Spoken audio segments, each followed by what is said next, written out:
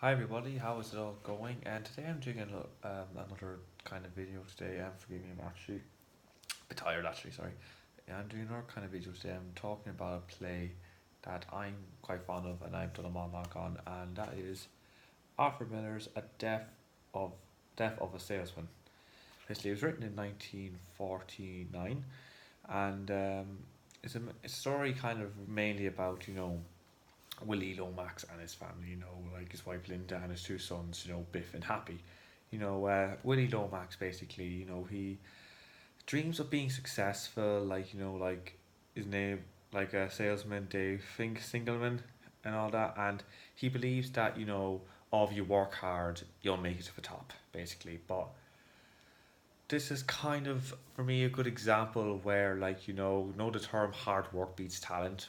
Well, I think this is a good example of how like talent has to basically be evident. You could be the hardest working, but you don't have natural talent or have any talent in that area, you are not going to make it. And Willie is a sort of, I'm sure we all know that employee or sort of person, who dreams big and who thinks they can make it big, but they don't, but doesn't live in the real world whatsoever. Some of the main themes is reality and illusion in the play, and Willie suffers from the reality factor. He doesn't live in the real world. He's so far in his illusion that, I'll make it big, but he can't. He's not going to make it big. He's not good enough to make it big.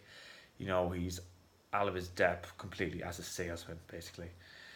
And his wife Linda plays a big part in this, where she, in the part, sorry, where she makes him believe that he's going to make it big because it like keeps her from her own insecurities, but she kind of knows he's not kind of the bee's knees, but she kind of is there as a wife is that covering up secrets and all that basically for him. And really, Biff is the only character in the play who kind of lives with the realism factor. Like, he actually knows that everyone in the family is not big, not popular, not the bee's knees whatsoever. Like even Hap, for example, Hap even is like his father. Like, he thinks, oh no, I'm big, I'm big.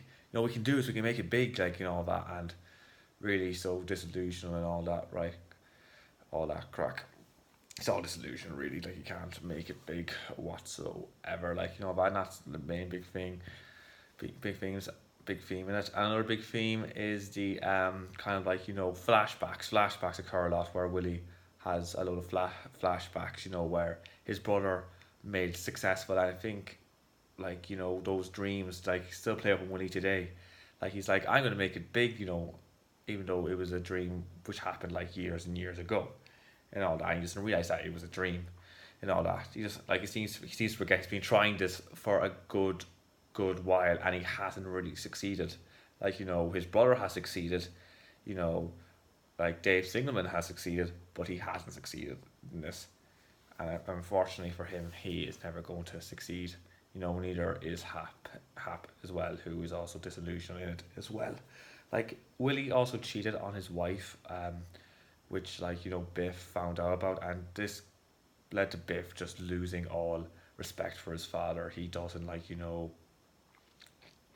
respect his father, tolerate his father, doesn't see him as a genuine man, like maybe Hap would.